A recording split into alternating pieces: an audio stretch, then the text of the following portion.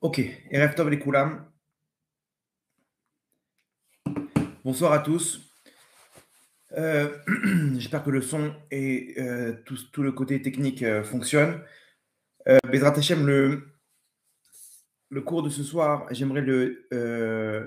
avant de le commencer, donc j'aimerais le dédicacer pour la réussite de Cindy Rachel Baya Bat Simcha Mazal Tov, Bezrat Hashem, et pour la réussite de tous les Chayalim, Bezrat Hashem, que la Shrina, elle marche devant eux pour les protéger et leur donner toute la réussite dans cette Géoula Bezrat Hashem. Ok. Attends que les gens ils se connectent. Je pense que c'est bon là. Juste 2-3 infos avant de commencer. Premièrement, les Teilim, n'oubliez pas. Là, on est vraiment, vous allez voir dans ce cours-là, on est dans la dernière ligne droite. Il faut vraiment qu'on mette le paquet. Donc, je vous rappelle le principe. On a mis en place une opération Teilim où on prend sur soi un livre de Teilim et on rentre dans un tirage au sort. Les 3 premiers prix, c'est 500 €. Ok, 3 premiers prix, 500 €. Bon, c'est pour nous aider à se booster contre le Yetzirah et tout, mais faites-le vraiment chacun qui prenez à plusieurs, etc. Comment on fait pour s'inscrire? Prix pour mon frère @gmail.com. Vous allez là-bas, vous envoyez un mail. Bonjour, j'ai pris un livre de Teilim, Kol Touv. Et vous êtes inscrit. Au prochain, il y a un très grand engouement et on va essayer d'arriver à 627. 627, je vous ai dit, c'est la valeur numérique de Ishmael Veyahanem. Ishmael Veyahanem, c'est dans les Teilim, le verset qui dit que Akash Baruch Hu, il va nous écouter, il va nous écouter, Ishma Kel Veyahanem, et il va nous répondre. Donc, c'est l'essence même de Ishmael, l'ennemi avec lequel on se confronte actuellement. Donc, on y va, on met le paquet, et vous allez voir que ce soir, on va apprendre comment faire en sorte de donner une troisième dimension à ces Teilim.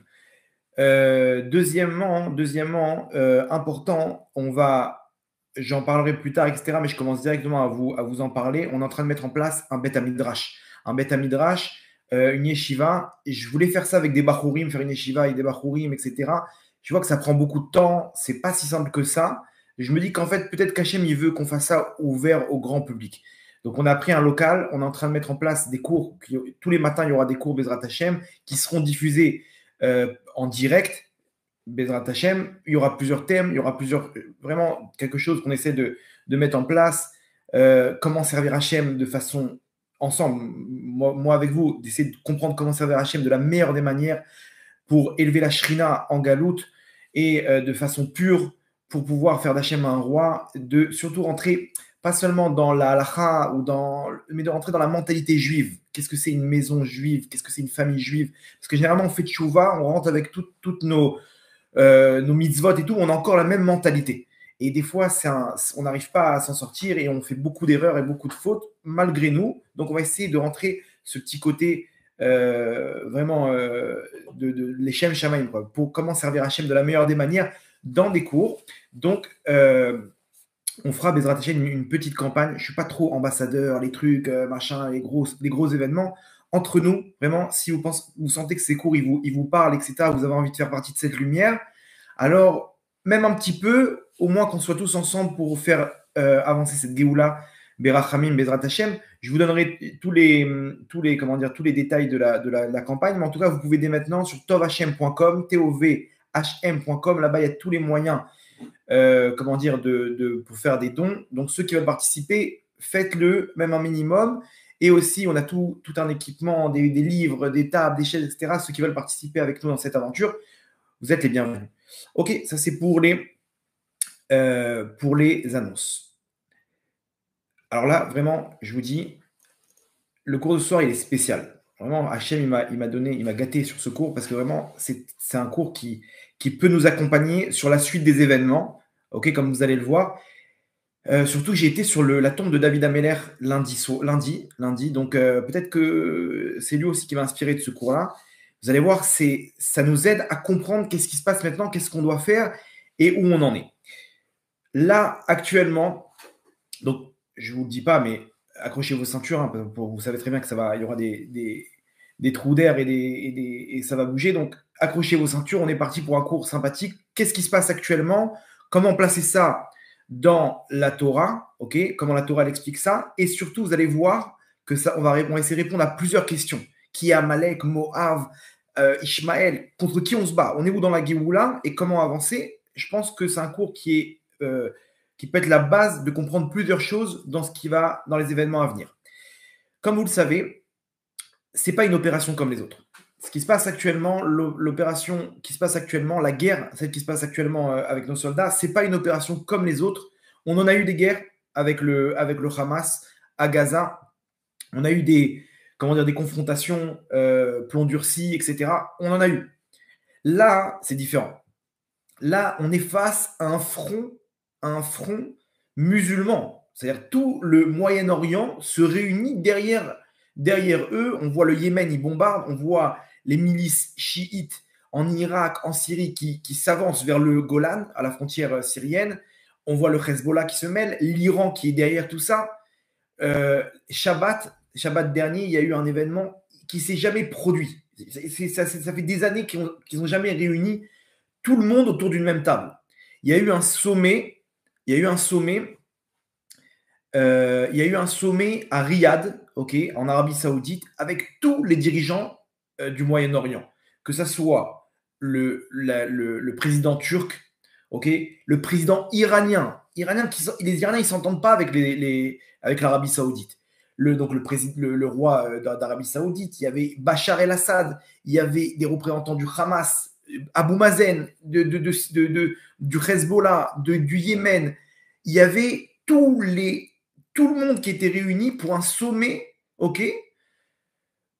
Pourquoi, d'après vous? Nous, on s'imagine qu'ils essayent de discuter du problème israélo-palestinien, mais on sait très bien qu'ils sont en train de nouer une alliance contre Israël. Ok? Et vous allez comprendre comment ça rentre dans ce que la Torah nous dit. À côté de ça, au Qatar, se sont réunis tous les grands dirigeants spirituels musulmans et ont décidé et ont tranché que la guerre qui se passe actuellement, c'est une guerre qui incombe à tous les musulmans dans le monde.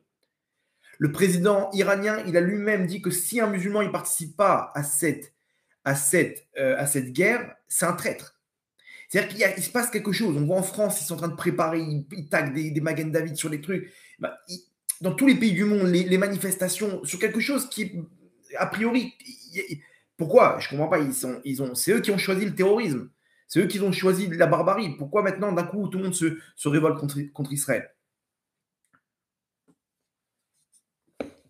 Ça, c'est la première chose. Deuxième chose, là, on est face à une étape cruciale dans la guerre actuelle à Gaza. Pourquoi? Parce que, comme vous le savez, les soldats, ils sont en train d'encadrer l'hôpital de Shifa à Gaza, ok, où c'est de là que, que tout doit commencer. Tout doit commencer, c'est de là que, en fait, on descend de l'hôpital à Gaza, l'hôpital Shifa, c'est là qu'on descend dans les tunnels. Ok, je crois qu'il parle de 8 étages sous la terre, souterrain, de tunnels. Vous imaginez, c'est-à-dire que c'est ultra sophistiqué. Je crois qu'on parle de 500 km de tunnels. C'est plus que la bande de Gaza. Donc, ils sont tous installés là-bas. Ils sont près de 30 000 terroristes, avec tous les chefs du Hamas. Okay, peut-être même avec les kidnappés, avec les otages. Ils sont là-bas. Ils sont entourés. Donc, bien entendu, ils ont choisi le lieu sous l'hôpital pour que Israël ne puisse jamais bombarder. Okay, dès que tu bombardes un hôpital, c'est des femmes et des enfants et des malades, c'est l'injustice par excellence. Okay, donc c'est justement là-bas qu'ils sont installés. Ils ont placé au dernier étage le service de maternité. Oui, comme ça, tu peux vraiment, si tu bombardes, genre c'est que des nourrissons qui partent.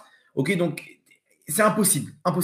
La seule solution, c'est d'investir les lieux, comme le fait maintenant nos soldats. Ils rentrent dans l'hôpital. Ils ne sont pas encore rentrés dans les tunnels, mais ils rentrent dans l'hôpital.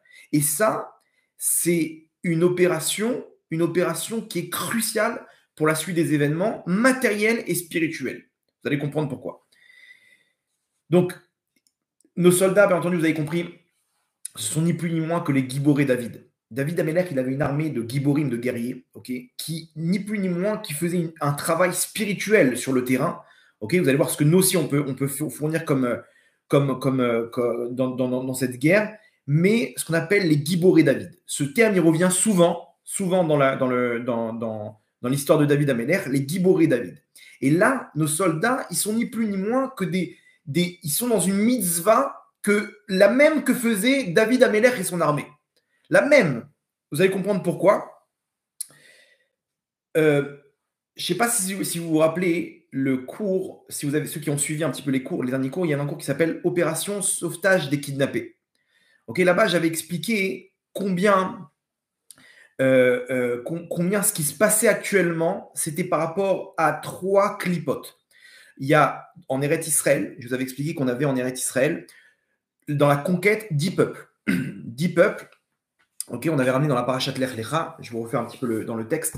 Dans la parashat Lech Lecha, Akadosh Baruch Hu, il promet à Abraham donc le pays de Canaan avec 10 peuples. Et là-bas, hein, il nous cite les peuples. Ok, donc ce jour-là, donc on est parashat Lech Lecha, le chapitre 15, le pasouk 18, le verset 18. Là-bas, on nous dit Bayom Haou, Karat Hashem et Avram, Berit. Hashem, il a fait avec Abraham une alliance. Ok. Et il lui dit, en lui disant, les morts, les Arachan atatietaret sazot, à ta descendance, je donnerai cette terre. Et là, Hashem, dans le pasouk, dans le verset qui suit, il nous cite 10 peuples. Akeni, Vet Akenizi, Vet Akadmoni. 3 premiers peuples. Ensuite, on a Chiti, Perizi, Rephaim, Émori, Kenaani, Girgashiv, Veyevusi. 7 autres peuples. Nous dit Rashi, les Esser Umot Yeshkan, il y en a 10 peuples qu'Hachem donne promet à Abraham qui donnera sur la terre d'Israël. Velo Natan Lahem et la Shiva Goim. Hachem, pourtant, dans l'histoire, quand Yahushua il a conquis, il a donné seulement que 7 peuples à conquérir. Et il en reste les 3 premiers. Vachlosha, les 3 premiers, donc on a dit Keni, Kenizi et Kadmoni, sont ni plus ni moins que Édom, Moab et Ammon. Édom, Moab et Ammon. VM, Keni, Kenizi, Kadmoni, Atidim, et c'est eux qui plus tard, Liot, Yerusha, les Atid, ils vont être hérités par le Ham Israël. Ok, par le Ham Israël. On avait ramené là-bas le Harizal qui disait qu'en fait, ces 3 peuples-là, que les Hatid Lavo, au moment de la Géoula, ils vont être conquis par Israël et ils vont compléter les 10 sphirotes, les 10 sphères célestes, et ils font référence à Chorma Bina Da'at. Chorma Bina Da'at. Ça veut dire que ce qui se passe actuellement, la guerre qui se passe, ok, on avait expliqué que ces 3 peuples-là, ils se trouvent actuellement, ce sont ni plus ni moins que ceux qui sont sur la terre d'Israël, c'est-à-dire ni plus ni moins que les Palestiniens qui sont actuellement à Gaza. Ok, on avait expliqué là-bas pourquoi. Alors, vous allez me poser la question quel rapport, parce que là-bas Rachid il parle de Moab, de Édom et de Ammon. On va y venir, ok. Et on avait expliqué là-bas que par rapport au Harizal, les dernières étincelles de la fin des temps, de la fin de la galoute, se trouvent là-bas. Et lorsqu'on va les sortir, alors va tomber cette clipa, et donc toute la terre d'Israël sera entre les mains d'Israël, et c'est là que commence la royauté de David. Comment on va sortir les étincelles? Pour sortir les étincelles, il faut qu'il y ait des Juifs qui soient là-bas, qui fassent une action spirituelle, ou même qui passent une série d'épreuves, et là-bas, ils récupèrent comme des aimants les étincelles. Une fois qu'on les retire de là-bas, la clipa, elle tombe. Peut-être que nos 240 otages font partie de ceux qui font le tikkun de ces derniers étincelles. Et que si on les ramène, j'espère Bezrat Hashem en vie, sans aucun blessé, à ce moment-là, on sortira les dernières étincelles. Nos soldats là-bas sur place font aussi un tikkun des étincelles. Là-bas, ils crient le schéma Israël dans les mosquées, etc. Il y a une opération qui est faite là-bas. Ils prient dans l'ancienne synagogue de Gaza. Il y a des trucs, des actions qu'ils font, qui récupèrent les étincelles. Et une fois qu'on y arrive, la clipa, elle tombe. Donc nos soldats ne sont ni plus ni moins qu'en train de faire une milchemet mitzvah. Une guerre de mitzvah. Une guerre de mitzvah spirituelle. En plus d'être matérielle, elle est aussi spirituelle. Dans la paracha de cette semaine, donc Toldot, je vous avais ramené le Baal HaTurim, donc je vous invite à voir ce cours-là en détail, ok, pour comprendre ce qui se passe. Et là, on y est. On rentre à l'intérieur. On doit descendre à l'intérieur dans ces tunnels pour aller chercher les dernières étincelles. C'est dans la clipa, ça représente dans les mondes d'en haut ce qu'on fait dans la clipa, pour chercher des étincelles et pour terminer le travail de la fin des temps qu'Hachem il a promis qu'il allait donner en héritage à Abraham, au Ham Israël. Dans la paracha de cette semaine, Toldot. Et les Toldot Yitzhak ben Abraham, Abraham au lit d'Yitzhak, et les Toldot Yitzhak, ils se juxtaposent avec le dernier verset de Chaye Sarah, de la dernière paracha, qui nous parle de Ishmaël, qui nous parle des 12 princes d'Ishmaël. Ok, suivez vraiment, vous allez voir, c'est hyper intéressant et ça va expliquer beaucoup de choses. Je sais que il y a beaucoup d'infos, mais tenez bon. Et ceux qui nous rejoignent maintenant, n'oubliez pas d'accrocher votre ceinture. Donc, dans la paracha de la semaine dernière, on nous parle des 12 princes d'Ishmaël. On donne la descendance d'Ishmaël, 12 princes. 12 princes, vous allez voir, pas des rois, des princes. Ok, ça c'est aussi une question. Et le dernier pasouk, le dernier verset, donc Kafret, 25, chapitre 25, verset 18.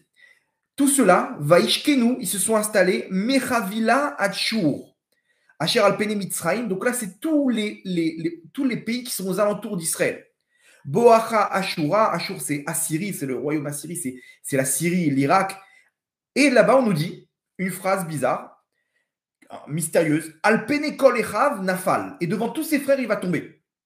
Attends, de qui tu parles là? Là, tu ne donnes pas de détails.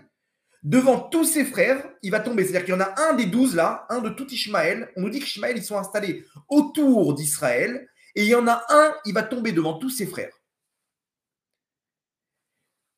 Nous dit le Baal HaTurim. Un Baal HaTurim, ce Baal HaTurim-là, c'est un diamant. Il nous dit, pour comprendre ce pasouk-là, okay, il faut voir la suite, qui est le pasouk de Toldot, qui nous dit quoi? Des Samirle, et juxtaposé à ce verset-là, Ve'ele Toldot Yitzhak, voici les descendances d'Yitzhak. L'Omar, pour nous dire, Sheipol Ishmael Ba'acharit Ayamim, lorsque va tomber Ishmael, le monde musulman, à la fin des temps, Azai Yitzmach ben David Sheu Mitoldot Yitzhak, alors va croître la descendance de David, donc le Mashiach, Sheu Mitoldot Yitzhak, qui est de la descendance d'Yitzhak, et non pas d'Ishmaël. Donc quand Ishmaël tombe, Yitzhak s'élève. Et donc la venue de Mashiach. Quand nous dit Baal HaTurim? À la fin des temps. À la fin des temps, nous dit il y aura une scène. Le Baal HaTurim nous dit comme ça, il y aura une scène, okay, où tous les peuples d'Ishmaël vont être aux alentours d'Israël. Okay, tous les peuples vont être aux alentours d'Israël.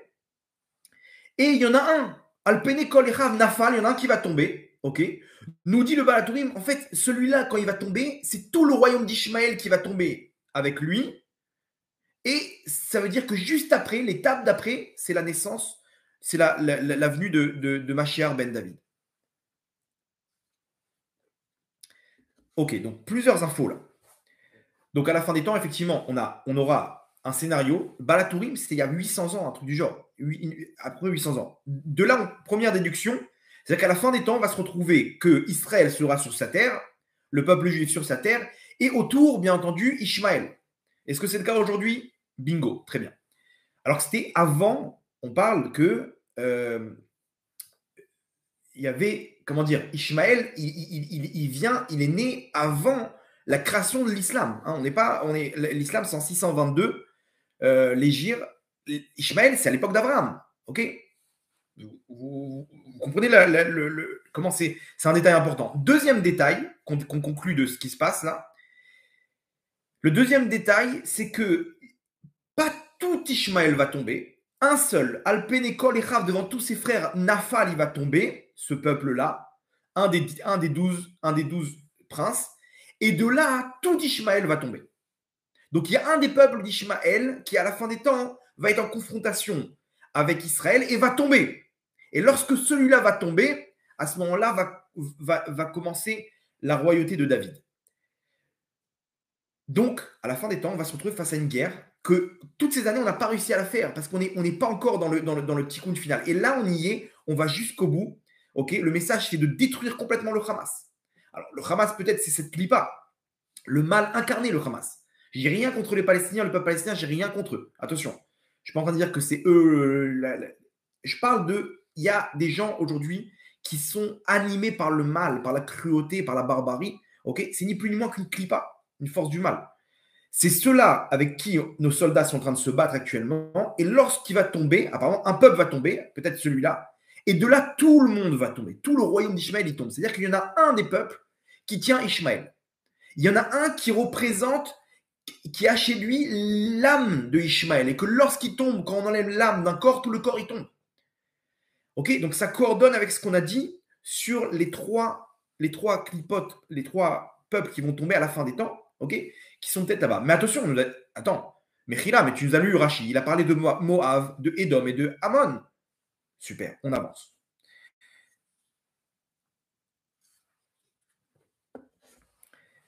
Entre parenthèses, vous allez me dire, attends, mon coco, t'es gentil, mais on nous parle aussi dans la Torah de Amalek à la fin des temps qui doit tomber et que là-bas, la malchoute de David, elle commence. Très bonne question, mon sadique, on y répondra aussi. Vous allez voir, il y a une révélation incroyable. J'ai une révélation incroyable à vous faire. Un trésor que j'ai trouvé, Pirkei des Rabbi Eliezer, il donne la réponse à toutes ces questions. Bah, vous savez quoi, on va commencer avec. On va le lire. On va lire ce Pirkei des Rabbi Eliezer. Donc, Pirkei des Rabbi Eliezer, c'est Eliezer Agadol, c'est avant la Mishnah. Il y a plus de 2000 ans. Alors, dans la fin du Pérec Nundalet, 54, le chapitre 54 à la fin, il ramène là-bas une info qui va nous mettre toutes les pièces du puzzle à l'endroit. Ok, vous êtes prêts? Je cite. Rabbi Yossi Omer. Donc, Rabbi Yossi, là-bas, il dit Ksheba Sancheriv l'Eret Israël, lorsqu'il est venu Sancheriv, c'était le roi de Ashur. Ashur, c'est le royaume assyrien. Ok, c'était à l'époque du premier temple. Lorsqu'il est venu Sancheriv l'Eret Israël, donc lorsqu'il est venu en Israël, Raou Kolamim, ils ont vu tous les peuples. Bezivot Eret Israël, aux alentours d'Eret Israël. Ils ont vu qu'il est arrivé. Donc, ils ont vu Et Machane Sancheriv. Il est venu avec un camp des centaines de milliers d'hommes pour conquérir Jérusalem. Ils ont tremblé de peur, les peuples qui étaient autour. Il a voulu conquérir Jérusalem, ok. Il n'a pas réussi. Il y avait là-bas Hiskiaou Amener. Quand il a fait le siège autour de Yerushalayim, là-bas, Hiskiaou, il a prié, ils ont fait une action spirituelle. L'ange, il est descendu, il a chanté devant toute l'armée, ils sont tous morts. Dans la nuit même, ils sont réveillés, c'était le soir de Pessah, ils sont réveillés, le lendemain, plus personne. Plus personne, ils sont tous morts. Maintenant, il est arrivé avec une armée, Sancheriv, immense, immense.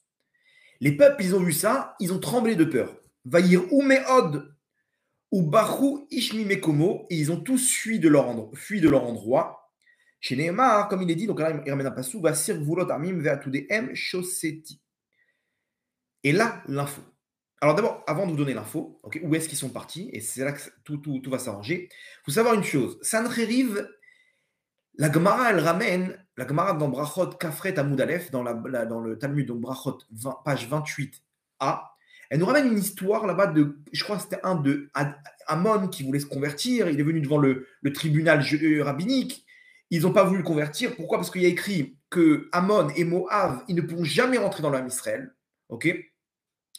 Et lui, il a voulu se convertir, donc il a dit non. Et là-bas, je crois que c'est Rabbi Yoshua, il leur a dit si, il peut se convertir et tout. Ils lui ont dit mais quoi? Il y a écrit, c'est un verset explicite dans la Torah.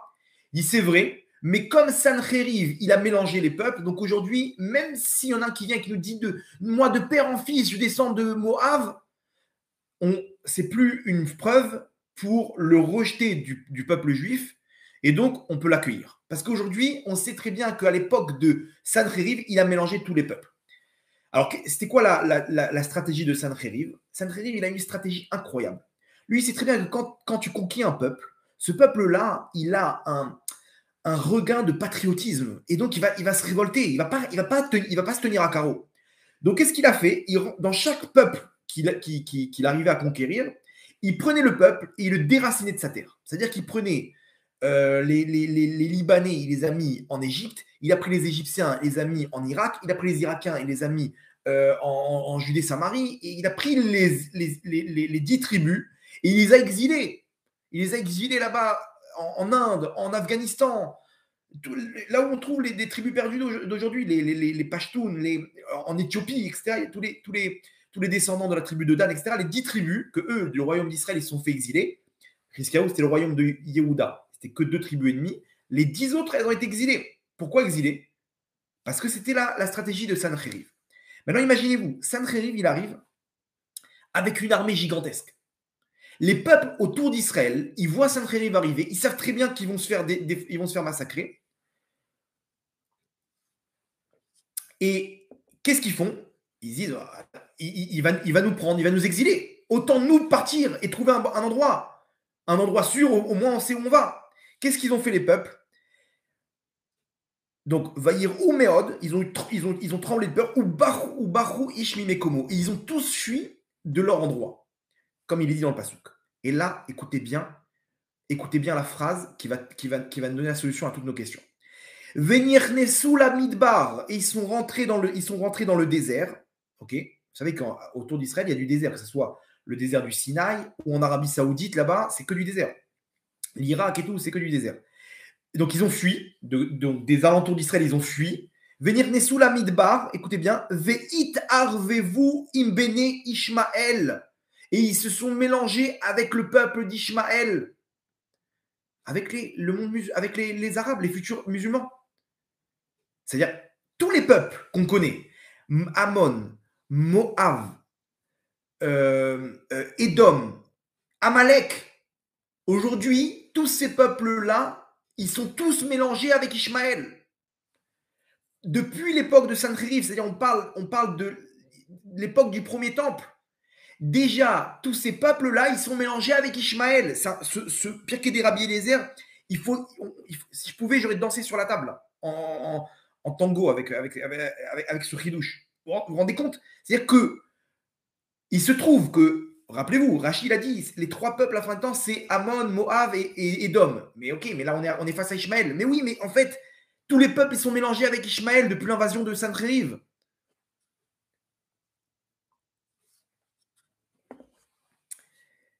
Donc, dans Ishmaël, aujourd'hui, on a tous les peuples. Et vous allez voir, on nous cite, il nous ramène là-bas. Comme Vekulam. Ah voilà. Il ramène un passouk de Teilim. Il nous ramène les peuples. Le Pirkei des Rabbi Eliezer, il nous dit Vekulam et tous Asara Amim, 10 peuples, en tout 10 peuples. Chez Neymar, comme il est dit donc, dans le Pérec de Teilim Pegimel, donc 83, Aolé Edom, donc le Zayn, verset 7. Aolé Edom, les temples de Edom, Veishmaelim, et donc les Ishmaélim, les Arabes, les musulmans, Moav, Veagrim. Agrim, c'est les descendants de Agar. Agar, vous savez qu'elle s'est remariée avec Abraham et elle a eu des descendants. Donc ces descendants, ces peuples-là aussi, ils sont mélangés avec Ishmaël. Geval, c'est un peuple. Ammon, maintenant Ammon, c'est les descendants de Lot. Va Amalek. Amalek. Donc on a Moab, Ammon, Amalek. Amalek, dont on a dit, attends, mais Amalek aussi, à la fin des temps, il doit être détruit pour pouvoir amener la royauté d'Hachem. Donc Amalek aussi, il est mélangé avec Ishmaël. Péléchet, c'est qui Péléchet? Les Pélishtim. C'est-à-dire que parmi les Ishmaélim, il y a des restes des Pélishtim de l'époque. Im Yoshvet Tsor. Tsor, c'est qui? C'est le Liban. Gam Ashur, même Ashur, Nilva Imam, c'est-à-dire même ceux qui ont envahi, même eux, une partie de ce peuple-là, il est rentré avec Ishmaël. Voilà, là on a 10 peuples. 10 peuples, ok? Donc c'est juste incroyable ce qui nous arrive maintenant, ce chidouche-là, qui nous fait comprendre que dans Ishmaël, on a 10 peuples. On a 10 peuples, et donc ça répond à toutes les questions. Quand on a dit Keni, Kenizi et Kadmoni, que nous dit Rachid, c'est Edom, Ammon, Moab, c'est pas une contradiction de dire que c'est Ishmaël. Pourquoi? Parce que c'est même Edom, Ammon et Moab, ils sont mélangés avec Ishmaël. Quand on dit, ah oui, mais à la fin des temps, Amalek aussi, il est mélangé avec Ishmaël. Là, on fait une pierre, trois coups. Et tous ceux-là, ils sont avec Ishmaël à la fin des temps, réunis dans une entité qui s'appelle peut-être le Hamas ou le djihad islamique. Et c'est eux, à la fin des temps, qui doivent être détruits pour pouvoir amener ce peuple-là, que lorsque lui tombe, alors tout Ishmaël il tombe. Parce que dans lui se trouvent les étincelles. Vous allez voir, c'est pas terminé. C'est incroyable. Entre parenthèses, d'où vient le terme Aravim? Aravim, les Arabes. D'où ça vient ça, selon la langue hébraïque? On va dire d'Arabie Saoudite, etc. C'est vrai que quand on dit les Arabes, c'est ceux qui viennent d'Arabie Saoudite. Mais en hébreu, le terme Aravim, il vient bien avant la naissance du monde arabe. Il y a ça dans Yeshayahu, il y a ça dans Yeskel, ce terme Aravim. Et Aravim, on l'emploie dans la Torah. On l'emploie dans la Torah, même les trois anges qui sont venus voir Abraham, on les appelle, et Rachid dit, c'était des Aravim, ceux qui ont vendu Yosef, là-bas c'est une caravane de Aravim. Les Ishmaélim, non, là-bas, pardon. En tout cas, d'où vient le terme Arav, il y a plusieurs termes. Arava, par exemple, Arava, c'est le désert, c'est un désert qui est avec des végétaux, mais des végétaux qui sont mélangés. Il y a un petit peu de ronces, il y a un petit peu c'est pas organisé. C'est pas le désert sec. C'est quand même, il y a quand même des végétaux, mais c'est tout mélangé. Donc Arava, c'est des végétaux qui sont mélangés dans un point donné. Donc on appelle ça Arava en hébreu. Donc ça veut dire Arava, il y a une notion de mélange. Erev selon la Torah, c'est quoi? C'est le soir. Le soir, c'est ni la nuit, ni le jour. C'est un mélange des deux. Donc Erev, vous voyez que c'est aussi un mélange. Dans la Torah, c'est la racine du mot Irbouvia. Irbouvia, c'est un mélange. Donc Aravim, c'est ni plus ni moins qu'un mélange de peuples. Aujourd'hui, vous avez compris pourquoi. Pourquoi? Parce qu'ils ont fui à la conquête de Sancheriv et ils se sont tous mêlés à Ishmaël. Donc les Aravim aujourd'hui, c'est ni plus ni moins qu'un mélange de 10 peuples. 10 peuples. Alors maintenant, rentrons dans ce Teilim-là et vous allez voir de quoi il parle ce Teilim. Ce Teilim qui nous parle qu'à la fin des temps, ils vont tous. Là, on est en pleine Géoula, ok? On est en pleine Géoula, on est dedans, on essaye d'imaginer, de construire comme ça ensemble ce qui se passe actuellement et vous voyez comment ça rentre au millimètre près. Et on nous parle le Pirkei des Rabbi Eliezer, il nous parle qu'en fait Ishmaël, c'est ni plus ni moins qu'un mélange de tous les peuples. Et il nous ramène un passouk qui nous parle de ces 10 peuples. Ce passouk un Teilim. Ce passouk de Teilim, il nous parle de quoi? Alors venez, on va analyser ensemble. Prenez le Pérec, verset 83. Vous allez voir de quoi il parle. Je ne vais pas tout vous faire, mais je vais vous donner juste les grands titres. Shir Mizmor le Asaf, donc chant de psaume de Asaf. J'ai une traduction là un petit peu soutenue et tout, donc ne vous inquiétez pas. Elohim al-domilach. Dieu, ne sois pas silencieux pour toi. Al-techerash, ne te tais pas. Ve'al tishkot el, et ne sois pas en repos, Dieu.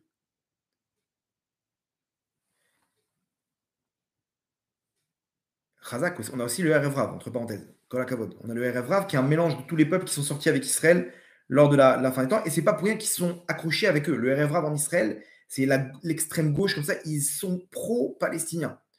Non à la conquête, non à tous ces trucs-là. Ils sont là, ils leur donnent des trucs.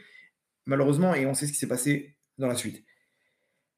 On continue. Qui naît, pourquoi Hachem ne doit pas se taire? Hachem, tu dois intervenir maintenant. Pourquoi? Écoutez bien. Vraiment, j'ai froid dans le dos. Qui iné, car voici Oyevera Yemayun, tes ennemis font tumulte. Ou Mesan Echa Nasurosh, et ceux qui te haïssent ont levé la tête. Ont levé la tête, ils sont là en train de danser, chanter de la mort de ces 1400 personnes, 1400 victimes. Ils sont là à chanter la barbarie avec leurs vidéos qui tournent, comment ils ont humilié le peuple d'Hachem. À la Mecha contre ton peuple, il y a un Rimousod, il ruse en secret. Il ruse en secret contre ton peuple. Ils ont tout organisé et croyez-moi qu'il y a des gens aussi de l'intérieur qui ont aidé à tout ça. Enfin, entre parenthèses. Voire d'autres pays du monde. Vaitiaratsu al-Tsefunecha, et ils se sont concertés contre ton trésor. Nous dit Rachid, ton peuple. C'est quoi le trésor d'Hachem? Son peuple. Ils se sont tous concertés sur son peuple. Qu'est-ce qu'il y a eu Shabbat? Rappelez-vous, le sommet arabe de tous les peuples. Et qu'est-ce qu'ils ont dit là-bas? Amrou lechu venachidem migoy, allons et exterminons-les, afin qu'ils ne soient plus un peuple. Vous entendez? Le but, c'est d'exterminer Israël. À travers le monde, il faut détruire Israël. Tout le monde est contre nous. Lechu venachidem, venez, on en termine avec ce peuple, enfin. Il n'y a pas de logique, T'as pas compris c'est des barbares. Non, non, il y a plus aucune logique. Il faut absolument les exterminer. Et c'est ce qu'ils ont failli faire. Si le Hezbollah, ils étaient rentrés avec eux le 7 octobre, il y aurait eu un mouvement de foule. Un des hauts placés de l'armée en Israël, il a dit il n'y aurait plus d'État d'Israël. Si le Hezbollah il serait rentré avec 12 000 combattants, derrière en Syrie, il y aurait eu un mouvement de foule. Les Libanais, ils seraient tous rentrés. À Gaza, ils seraient tous rentrés. L'armée, elle a eu du mal déjà à sortir 1500, ok, 2000, voire plus. Imaginez-vous s'il y a encore 10 000 et derrière ceux de Judée-Samarie, les Arabes israéliens, ça aurait fait un mouvement de foule, on serait retrouvés prisonniers.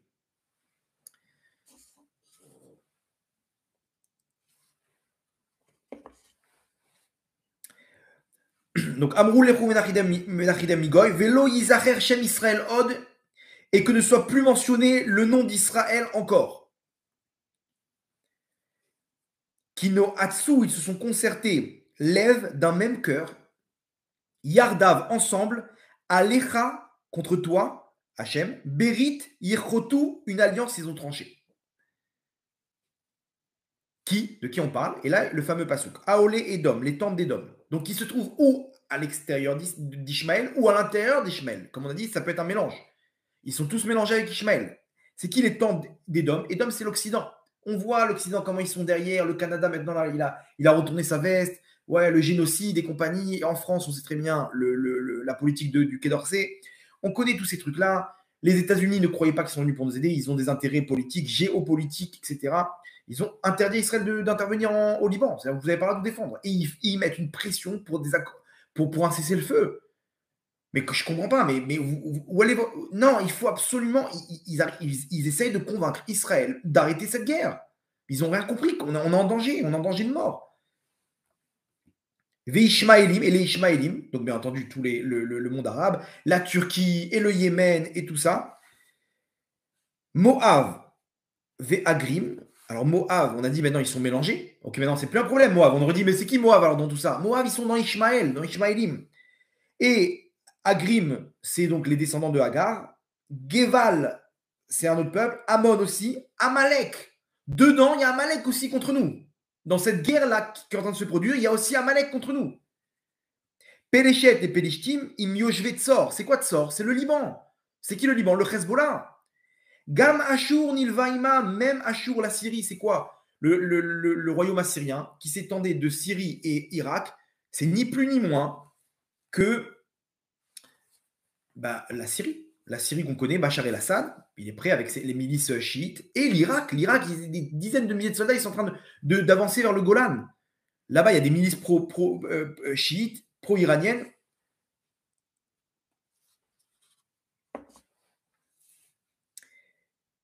Ah oui, attendez, je vais quand même continuer, pardon. Donc, Ayouz, roi Livnelot, c'est là, ils furent un bras au fils de Lot à jamais. Ok, donc là, il y a des demandes que David Amelach fait à Hachem de s'en débarrasser et tout. Et là, le verset 13, Yud Gimel. Alors là, accrochez-vous. Asher Amrou, qu'est-ce qu'ils ont dit? Vous allez voir qu'est-ce qui se cache derrière tout ça. Nirsha lanu et neot Elokim. Asher Amrou, ils ont dit, nous prendrons possession, là nous pour nous, et neot Elokim, les demeures de Dieu. Rachid dit, c'est quoi les demeures de Dieu?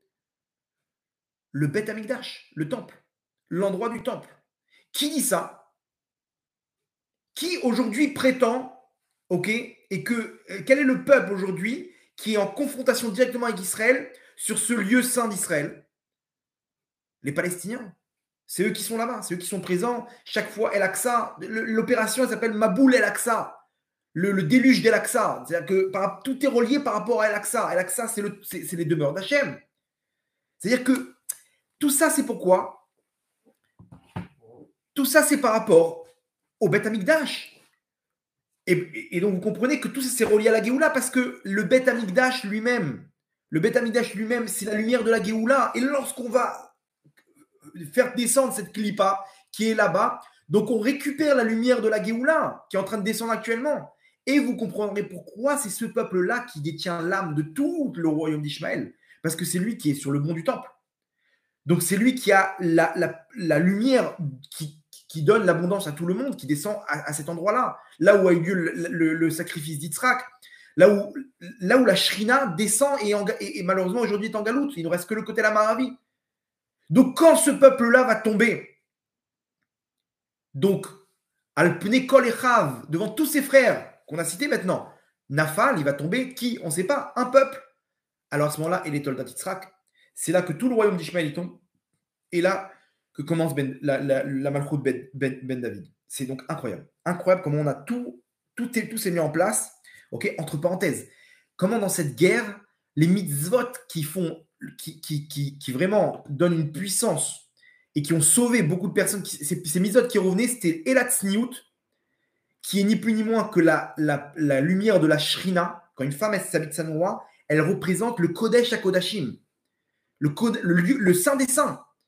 Une femme qui s'habille Sanoa, ok, elle représente, elle fait rentrer en elle la Shrina, la présence divine. Elle a une lumière incroyable sur elle lorsqu'elle se couvre la tête et qu'elle s'habille Sanoa, et elle est à l'image du Beth Amikdash, comme nous dit la Gemara dans Shabbat, Dafkouf, page 100, là-bas, que les pans de la jupe de la femme qui traîne par terre sont à l'image de la parochette, le rideau qui séparait le Kodesh du Kodesh HaKodashim, où se trouvait le Aaron Abrit.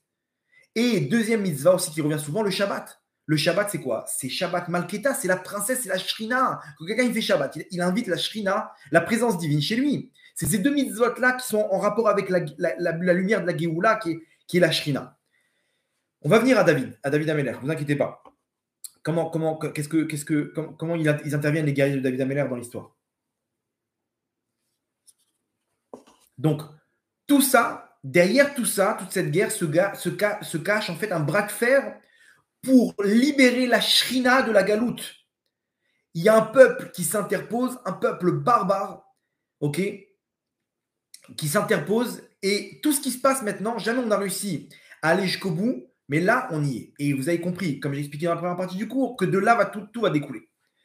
J'espère que vous êtes encore avec moi, ok, on avance. Vous allez me poser la question, attends, mais et l'Iran dans tout ça? Bonne question, ok. L'Iran, c'est un autre dossier. L'Iran, il faut savoir que ce n'est pas Ishmaël. Bien qu'aujourd'hui, ils sont ce qu'on appelle chiites, sunnites, ok. Chiites, c'est différent de sunnites. Ils sont appelés musulmans chiites, ok. Mais l'origine de l'Iran, la Perse, ça vient de Yéfet. Yéfet, c'est pas Ham. Yéfet, et c'est pas Shem. Ishmaël, il descend de Shem, puisqu'il descend d'Abraham. Bien que sa mère, elle descend de Ham, elle était princesse en Égypte. Ishmaël, l'Iran, la Perse, c'est de, je crois, Tiras. C'est Yéfet. Yéfet, c'est aucun rapport. Aucun rapport avec ni Ham, ni Shem, des trois enfants de Noach. L'origine de l'Iran, elle est complètement différente.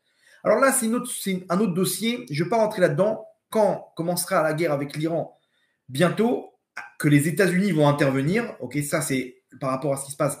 La Gemara, elle explique ça dans Avodah Zarah, ok, dans les premières pages du traité Avodah Zarah. Là-bas, on explique que juste avant la fin des temps, il doit y avoir une confrontation entre Édom, qui est l'Occident, et l'Iran. C'est-à-dire que, première étape, Ishmaël, il tombe. Ce qui se passe maintenant avec la guerre qu'on a actuellement, c'est cette entité des clipotes qui tombe là-bas à Gaza, et commence la deuxième étape. L'Iran et l'Occident, ils rentrent en confrontation, ok, et Édom, les États-Unis, donc l'Occident, vont vaincre. Bien sûr, l'Iran aussi vont envoyer des missiles, j'imagine, à Israël et tout. Et après, les Édom donnent la royauté à Israël. Ok, donc on a trois étapes.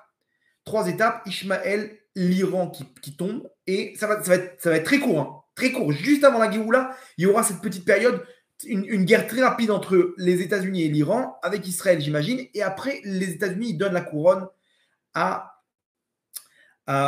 Israël. Là-bas, le Maharal de Prague, il donne une explication incroyable sur les royautés.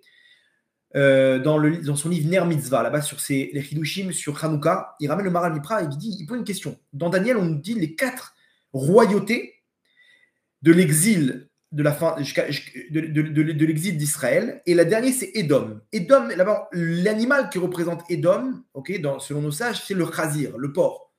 Pourquoi? Parce que Umarzir est à Malchut les Israël. Il rend. L'arzir, c'est rendre. C'est lui qui rend la couronne à Israël. Alors, c'est quoi la notion de royauté? La royauté, c'est que à Hachem. La notion de royauté, c'est que à Hachem. Maintenant, Hachem, pour diffuser sa royauté, pour proclamer sa royauté dans le monde, il a choisi la descendance d'Abraham. Donc, il a donné sa royauté à un peuple. Ok, Mamlechet Kohanim, un peuple de Mamlechet, une royauté de Kohanim. C'est le peuple d'Israël. Lorsqu'on a fauté, donc on n'est pas apte à pouvoir représenter la royauté d'Hachem, parce qu'on ne respecte pas le mode d'emploi des règles de cette royauté qui sont la Torah, lorsqu'on faute, Hachem, cette royauté-là, il la donne à d'autres peuples, qui étaient, premièrement, il y avait l'Égypte, après, il y avait Babel, ok, la Perse, l'Égypte, en fait, c'est la source des quatre, hein, mais en fait, c'est quatre. C'est Babel, Babylone, la Perse, Parasoumadai, la Grèce antique et Édom, Rome, que jusqu'à aujourd'hui, on a Rome. Il pose une question, le Maharal Prague, il dit, il est où Ishmaël dans tout ça? Alors, on voit bien qu'à la fin des temps, il y aura une histoire avec Ishmaël. On a lu le Balatourim et tout. Il est où Ishmaël dans tout ça? Ishmaël n'est pas une royauté. Ishmaël, c'est des princes, c'est des Nessim. C'est-à-dire que des princes, Israël, c'est le roi. Le demi-frère d'Yitzhak, c'est le prince. C'est un prince, c'est pas un roi. Et lui, il ne doit pas rendre la royauté puisque lui-même, il a été béni par Abraham. Louis Ishmaël, etc. Et Hachem, il dit à Abraham, t'inquiète pas, je l'ai béni lui aussi. Lui aussi, je lui ai donné une part de ta royauté. Il va être prince. Nessiim, c'est des princes. Prince, c'est pas roi. Prince, c'est pas roi. Il y a, en Angleterre, il y a des princes là-bas. Il y en a un seul qui est roi, c'est le Charles. Mais avant, il était prince. Avant, ça, vous comprenez? Il n'a pas la royauté. Elle est là en potentiel. Mais c'est Yitzhak le roi. C'est la descendance d'Yitzhak, d'Abraham, tout le Ham Israël. Quand nous, on perd la royauté, c'est ces quatre peuples qui l'ont récupéré. Mais Ishmaël, lui, il garde sa royauté naturelle. Ok, donc, à la fin, la royauté, elle va se retrouver entre les mains d'Édom, qui va se confronter avec l'Iran, avec la Perse, et Édom, l'Occident, va donner ça à Israël. On va faire un récapitulatif. Ça, c'était l'introduction. Ok, petite introduction de 47 minutes. Voilà. Alors maintenant, donc, nous maintenant, là, on est face donc, à l'étape de Ishmaël. Ok, comme vous avez compris, on est à l'étape de Ishmaël. Lui, Ishmaël, c'est lui qui va enclencher toute la naissance de la royauté de David, de Ben David, de Mashiach. Ok, et pourquoi? Pourquoi tout passe de Ishmaël? C'est le déclencheur, c'est Ishmaël. C'est les événements qu'on est en train de vivre maintenant à Botaï. On est en pleine Géoula. Là, on est en direct de la Géoula. Je vous dis, on est dans l'événement. Un jour, j'ai un élève, il m'a dit, Rav, dans quoi tu travailles? Je suis dans l'événementiel. Il m'a dit quoi? C'est-à-dire, tu organises des soirées, des trucs? J'ai dit non, moi, l'événement principal que j'organise, c'est la Géoula. J'essaye de faire en sorte. Il y a des actions qui font avancer la Géoula. Quand je dis je travaille dans l'événementiel, je parle de the événement, qui est la Géoula. Là, on est en direct de la Géoula à Botaï. Il faut comprendre qu'on est face à cette étape qui est Ishmaël. Pourquoi Ishmaël, c'est lui qui va tout déclencher? Parce que Ishmaël, son rôle, comme nous dit le verset dans Tehilim, Ishmaël veyanem. Ishmaël, son essence même, c'est de déclencher qu'Hachem va enfin écouter son peuple qui a fauté et qui était exilé. Et donc Hachem, il a dû lui enlever sa royauté à ce peuple. À la fin des temps, Hachem, il va faire une épreuve par Ishmaël, que dans son nom même, il y a la connotation qui va écouter. Ishmaël, il va entendre Hachem. Donc, on peut supposer les supplications du Ham Israël à la fin des temps, de ce ras-le-bol de l'exil, de la galoute. Et donc, toute la tchouva du Ham Israël, et la suite, Veya Anem, et il va leur répondre. C'est-à-dire qu'il y aura une réponse d'Hachem où il va dire, ok mes enfants, Shamati et Nakat Israël, j'ai entendu la plainte du Ham Israël, Ben David vient, il va appeler le Mashiach, libère mon peuple. Donc, Ishmaël, il va créer à la fin des temps un événement. Ok, et dans Ishmaël, vous avez compris que c'est pas n'importe qui. C'est celui qui se trouve sur le mont du temple, celui qui prétend être Néot Elohim, les demeures qui veut Néot Elohim, les demeures d'Hachem, qui sont ni plus ni moins que le Beth Amikdash, cette lumière de la Géoula. Avec lui sont mélangés Amalek, Ammon, Moab, Édom, comme on a expliqué, et surtout aussi tous les autres peuples qui sont autour. Ok? Donc on est face à ça. On est face à ça, Rabotai. Et donc ce peuple-là, il va nous donner la force de nous réunir et de prier Hachem de toutes nos forces. Ok? Est-ce qu'aujourd'hui, après le 7 octobre, on peut dire qu'on est en plein dedans? L'épreuve, on la connaît. Malheureusement, l'épreuve, on la connaît. On sait ce qui s'est passé le 7 octobre et on voit la réponse. La réponse, c'est des mouvements de tchouva énormes, énormes. Il y a 3 associations contre l'armée d'Israël. Contre l'armée d'Israël. Là, c'est l'armée qui a sauvé son fils là-bas dans le kibbutz. Il était en pleurs. Il a dit, mais comment je fais maintenant? Toute ma vie, j'ai contré l'armée. Je leur ai dit, vous êtes des barbares. Vous êtes dans l'apartheid et dans le génocide. Un Israélien de gauche. C'est ni plus... Il était pro-Hamas, le mec. C'est ni plus ni moins que l'armée qu'il a toute sa vie s'est battue contre eux, qui lui a sauvé son fils. Il a fait tchouva. Il a dit à un rave, comment je peux réparer mes fautes? Le rave, il a dit, tout ce que tu étais contre, tu vas être pour. Tu mettais des bâtons dans les roues à l'armée, maintenant tu vas aider l'armée de toutes tes forces. Tu vas ouvrir des associations pour aider l'armée. Tu étais contre la Torah, Shabbat, tu sortais là-bas contre... Tu vas faire Shabbat, maintenant, tu vas prendre sur toi Shabbat. Comme ça, il y a un mouvement de tchouva énorme.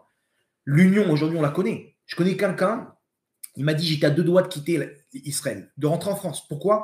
Il m'a dit, je ne peux plus me voir la mentalité israélienne. J'en ai marre. Lui, c'est un bon Français, il n'aime pas tous ces trucs de manque de politesse et tout. Il m'a dit, ils sont trop speed. Il m'a dit, j'en pouvais plus. Et là, il m'a dit, aujourd'hui, j'ai envie de tous les prendre dans mes bras. Tous. Il y a un amour pour l'homme Israël énorme qu'on est en train de vivre actuellement. Sans compter combien de mitzvot et combien de tfilot, combien de livres de Teilim. Nous-mêmes, on est sur une opération de Teilim. Vous allez comprendre combien c'est important. Donc, on est en plein dedans. Ishmael vayanem. Et vous comprenez pourquoi, faites le calcul, c'est 627. Vous comprenez pourquoi? Et je veux qu'on arrive à ce niveau-là, de 627 livres de Teilim. Bezrat Hashem, donc, diffuser, bombarder Bezrat Hashem pour qu'on puisse arriver et déclencher cette lumière dans les mondes d'en haut, pour faire avancer plus ou moins cette lumière de Ishmael Veyanem. Mais attention, rappelez-vous, il y a, le Baal HaTurim l'a dit, la chute d'Ishmael et de là, Vele Toldot Yitzhak. C'est-à-dire qu'on ne va pas se débarrasser et finir cette guerre, on s'est débarrassé de cette clipa, ok, pour revenir dans la routine, pour revenir dans un état d'Israël, enfin, sans ennemis, on peut chacun vivre sa vie comme on le souhaite. Am Chofshi Ba'artzenu, un peuple libre dans sa terre. Non. Chofshi, ça dépend de quoi? Un peuple libre, mais sous les mitzvot d'Hachem. Pourquoi? Parce que sinon, on n'aura jamais la revanche d'Hachem, on ne va jamais arriver à la deuxième étape, qui est Vele Toldot Yitzhak. Si chacun y retourne dans sa galoute, alors qu'est-ce qu'on a fait? Vous comprenez qu'ici, l'étape d'après, c'est d'enchaîner avec les mitzvot d'Hachem, avec la Teshuvah, pour montrer à Hachem qu'on accepte ses règles pour qu'il soit un roi. Comment on fait ça?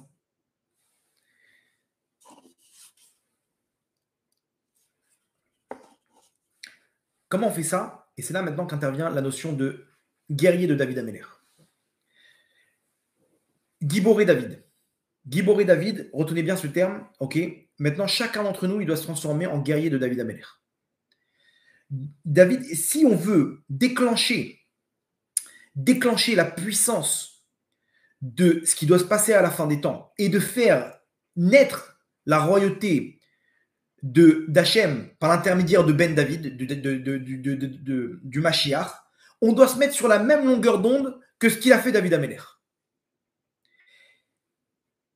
Qu'est-ce qu'il a fait David Améler? Une chose. David Améler, le roi David, il avait un seul et même objectif. Tout ce qu'il faisait, c'était pour la Shrina. La Shrina, c'est la présence divine. Ok, la Shrina, c'est l'aspect féminin de Dieu, d'Hachem. Ok, quand on dit la présence divine, il y a deux. Il y a ou Hachem ou la Shrina. La Shrina, c'est ni plus ni moins que la Malchut. En fait, c'est la matérialisation d'Hachem dans la royauté, on appelle ça la Shrina. Matérialisation, vous avez compris, c'est un terme un peu grossier, quoi. Hachem, il a plusieurs notions. Ok, selon Hachem, il n'a pas besoin de nous, il est roi dans les mondes d'en haut. Sur terre, il n'est pas encore roi. Il porte le nom de Shrina, la présence divine. Ok, et cette Shrina-là, on doit l'élever parce qu'aujourd'hui, elle est en galoute. La Shrina, elle est ni plus ni moins qu'à l'image d'Israël. Israël, on est en galoute. Israël, ils se font frapper, ils se font brûler, ils se font kidnapper. C'est les mêmes souffrances qu'à la Shrina aujourd'hui, sur terre. David Améler, il voyait tout ça, que la Shrina est en galoute. Il a pris sur lui un seul et même objectif, de libérer la Shrina de la galoute. Et tout ce qu'il a fait, c'était dans ce but-là. Et aujourd'hui, tous les tzadikim, le plus haut niveau, sachez-le, le plus haut niveau dans ce qu'on veut faire, c'est de faire pour la Shrina. Pourquoi tu mets les tefilines? Pourquoi tu t'habites Sanoua Matzadeket? Pour la Shrina Gdosha.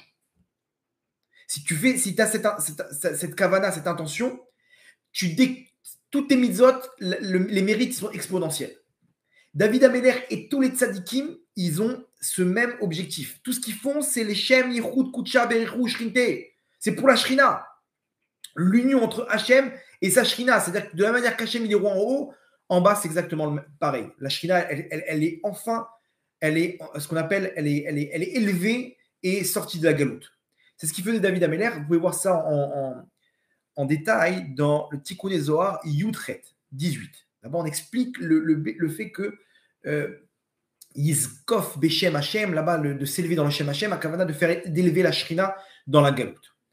David Améler, il avait un seul objectif, libérer la Shrina. Pour ça, il a opéré sur deux fronts. David Améler, il a opéré sur deux fronts. Les guerres et les Teilim. Les guerres, pourquoi? Les guerres, c'est en bas, ok, sur terre. Les Teilim, c'est dans les mondes d'en haut. Mais c'est en fait, c'est les deux qui sont en parallèle. Ok, accrochez-vous, je vais vous expliquer exactement le principe. Quand il partait en guerre, David Améler, contrairement au Hamas, que tous leurs dirigeants, ils sont sous terre là-bas, sous l'hôpital, David Améler, lui, c'était le premier dans les guerres. Lui et ses giborim et ses guerriers, ils étaient en premier. Et lui-même, c'était le premier sur le front. Imaginez, une flèche, la guerre est terminée. C'était une force de la nature. Il avait peur de rien. Toutes les guerres que David Améler il a fait, elles étaient face à des clipotes. C'était une guerre spirituelle. On avait expliqué dans des cours que là-bas, il y avait les anges qui étaient avec eux, avec Hachem et la Shrina qui marchaient devant eux. David Améler, il attaquait les peuples. Il savait exactement quel peuple il devait attaquer, à quel moment pour libérer les clipotes de la terre d'Israël.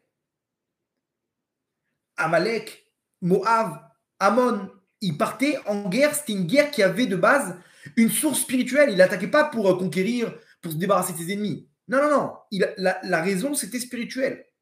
Entre parenthèses, aujourd'hui, on a compris, j'espère en tout cas, par rapport à la première partie du cours, que ce qui se passe aujourd'hui, c'est une guerre spirituelle. Là, ce qui est en train de se passer sous l'hôpital, à Gaza, c'est par rapport pour faire tomber les dernières clipotes, que de là, tout va démarrer. Et que Ishmaël va tomber. Ok, j'espère que vous avez compris. David Améler, lui, il était dans cette même optique-là. C'est-à-dire qu'aujourd'hui, ceux qui sont sur le front à Gaza, ils font exactement le même travail qu'a fait à l'époque David Améler et ses guerriers. Donc, nos soldats d'Israël, nos chers frères, sachez, ok, où que vous soyez, vous êtes ni plus ni moins qu'en train de faire les guerres de David Améler. Donc, Yiratson, qu'Hachem, il vous protège et que la Shrina soit avec vous. Et ayez cette intention de le faire pour la Shrina. Et là, il n'y a rien à craindre. La Shrina, elle marche avec ces gens-là, avec ces soldats, et ils n'ont rien à craindre, miracle sur miracle. Miracle sur miracle. Il y a des miracles incroyables. Je ne sais pas si vous êtes au courant un petit peu. Il y avait une histoire là, trois transports de troupes. Ils les ont réduits en cendres. Ils ont envoyé là-bas, il y a eu un guet-apens. Ils ont envoyé des missiles anti-tanks. Ils les ont mis en feu. Ils se sont dit, c'est terminé. Là-bas, il y a combien? Il y a 12 par tank. Il y a au moins une trentaine de soldats qui sont morts. Terrible, une terrible nouvelle.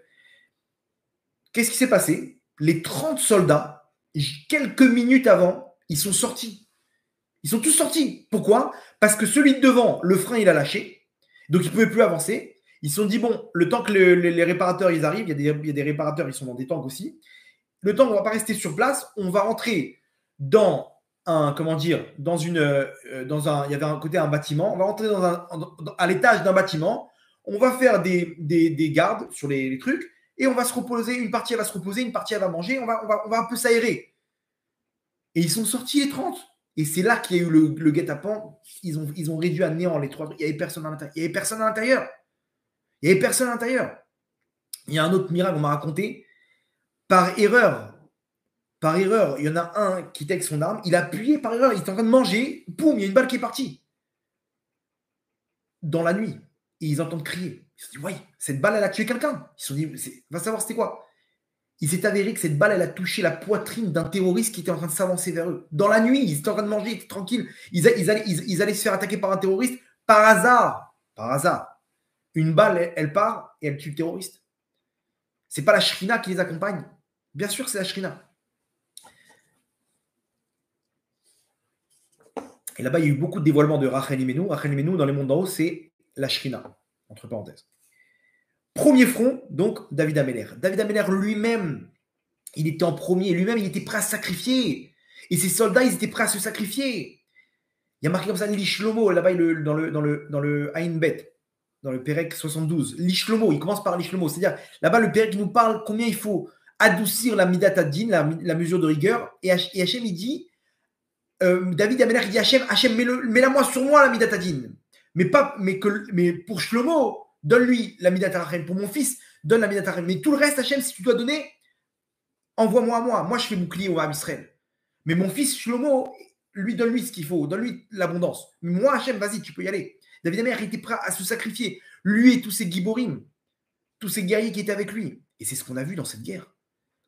Des actes d'héroïsme. Comment, avant l'armée, elle a mis 5-6 heures avant d'intervenir. Il y a eu une poignée d'hommes là-bas, des équipes, des kibbutz qui étaient armés, qu'ils étaient toujours là. Il y avait toujours des roulements. Des équipes là-bas qui sont sur place au cas où il y a une invasion d'un ou deux terroristes. Donc on parle de 5-6 mecs qui sont armés avec un flingue et une mitraillette. D'un coup, ils ne sont pas retrouvés face à un ou deux terroristes qui est rentré. Ils sont retrouvés face à 200, 300, 400 terroristes qui étaient armés avec des lance-roquettes et des mitraillettes plus haut que leur tête. Ils ont vu ça, ils ont vu ces monstres, ils se sont dit qu'est-ce qu'on fait? Et ils se sont battus comme des lions. Et ils ont tué 50, 100. Comment ils ont fait? C'est des guerriers, c'est des guerriers de David Ameller. Ça, c'est le premier front. Le deuxième front, où David Ameller il se battait, c'était en haut dans les mondes d'en haut, avec les Teilim. Les Teilim, nous dit le Zohar, c'est ce qui est Marit et Akotsim. C'est ce qui détruit les ronces. Alors, la Shrina, elle est appelée Shoshana ben Achochim. La Shoshana, la rose parmi les ronces. Il y a dans un champ une belle rose, et autour, il y a des orties, il y a des ronces, il y a des trucs. La Shrina, elle est à l'image de ça. Pour nous dire quoi? À la galoute, la Shrina, elle est prise par toutes les clipotes qui empêchent la Shrina de se libérer de la galoute pour la Géoula du Ham Israël. David Ameller, il se battait donc contre la représentation de ces clipotes sur terre pour libérer la Shrina, rappelez-vous, mais surtout, dans les mondes d'en haut, pour nettoyer la Shrina, il a mis sur terre, il a dévoilé ce qu'on appelle les Teilim.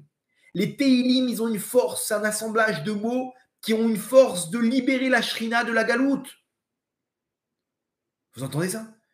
Les Teilim, c'est pour ça que c'est bien de lire en hébreu. Il y en a qui me disent, ouais, mais je peux pas, je suis très lent, etc. Non, quand même, lisez en français si vous voulez, mais gardez quand même quelques Teilim en hébreu parce que l'assemblage de ces lettres, elle crée une lumière qui libère la Shrina. Ça, c'est les Teilim. Donc, nous, on n'est pas sur le terrain à Gaza. Mais on peut, nous aussi, être ces guerriers de David Ameller. Mais attention, sur la même longueur d'onde de David Ameller. Comment?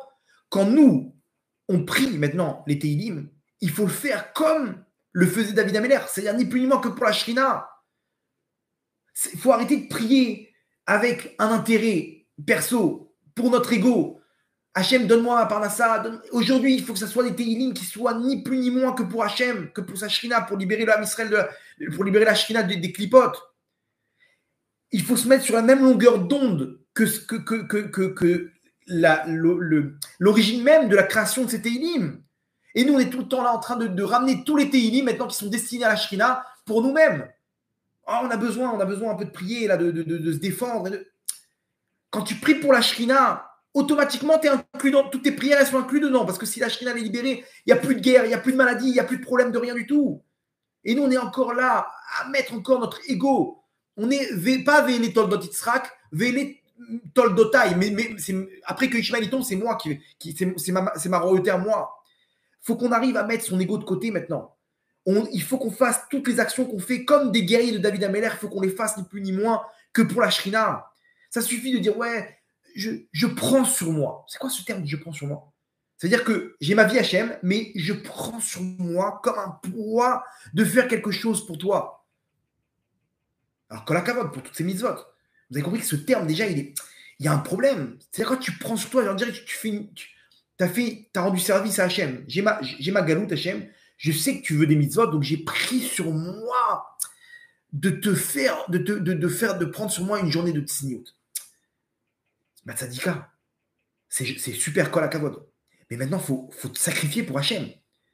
Il faut que tu sois comme ces guerriers de David Ameller. J'existe plus. Je suis entièrement à toi, Hachem. Je me sacrifie pour toi, Hachem. Il n'y a pas je prends sur moi, je suis avec toi, Hachem. Pourquoi tu fais ça? Pour toi, Hachem, pour ta Shrina, ni plus ni moins. 100% les Shem Shamaim. C'est ce qu'il faisait David Ameller. C'est ce que nous, on doit intégrer aujourd'hui pour amener la Géoula à Botaï. 100% pour David Ameller. 100% pour la Shrina. Imaginez-vous un roi qui a à côté des serviteurs et il voit un des serviteurs qui est ni plus ni moins qu'en train de lui lécher les bottes.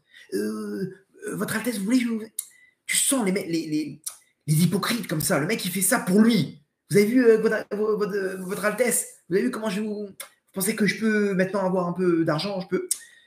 Comment il voit le roi, un gars comme ça? Vas-y, prends ton argent, vas-y, prends ton salaire là. Ouais, super, super. Un mec qui est là, le roi, il sent que ce mec-là, il est là pour se servir à lui, pour prendre son salaire. Il s'en fiche de moi, il m'utilise pour pouvoir faire grandir son nom. Par contre, quand un roi, il descend en guerre et il voit des giborim comme Benayahu Ben Yehoyada, comme Yoav, comme Uriah, c'est des giborim qui étaient là, qui étaient ni plus ni moins prêts à se sacrifier devant le roi. Il voyait des commandos d'élite autour de lui. Quand le roi, il voyait ça, il voyait des guerriers, c'est ce qu'on appelait les Giboré David, qui étaient là en train d'entourer la malchoute bête David et qui aidaient le roi. Qui préfère le roi? Un serviteur qui lui lèche les bottes ou un guerrier qui est prêt à se sacrifier pour le roi, qui est prêt à s'interposer devant les ennemis? Ça n'a rien à voir. Maintenant, je pose une question.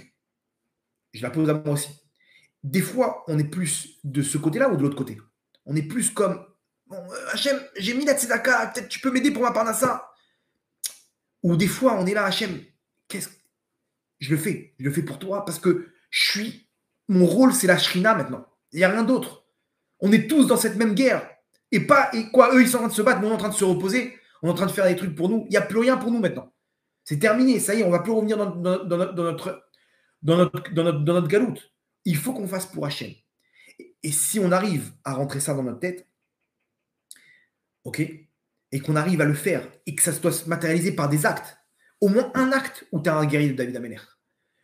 Une fille, elle peut dire, moi, sur la tsniout, il y a un jour, je suis un guerrier de David Ameller. Est-ce que vous pouvez dire ça sur vous?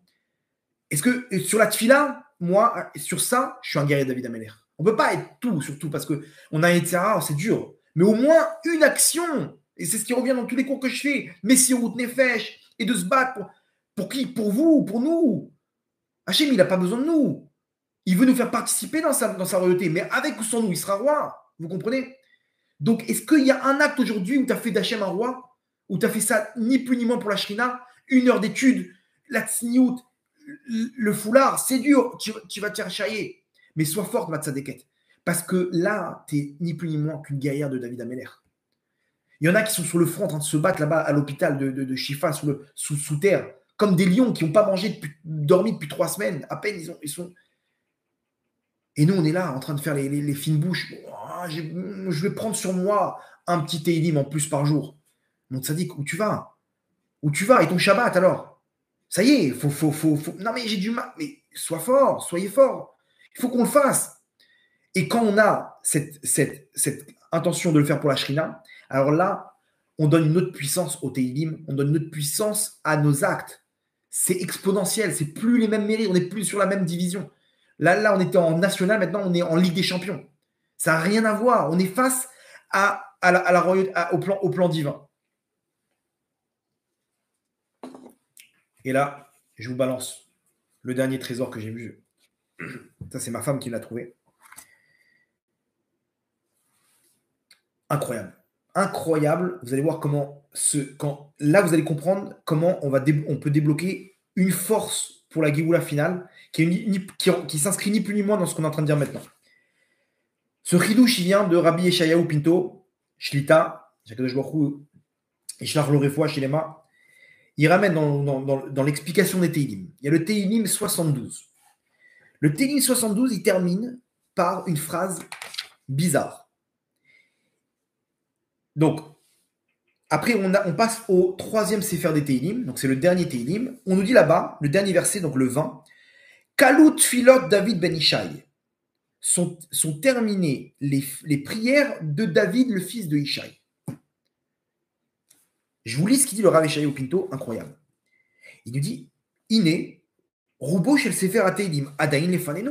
La plupart du livre de Teilim, il est encore devant nous. Comment tu me dis qu'ils sont terminés fin des prières de David Ben Ishaï. Attends, il y a une suite. Vous n'êtes jamais posé la question quand vous êtes arrivé à ce niveau-là?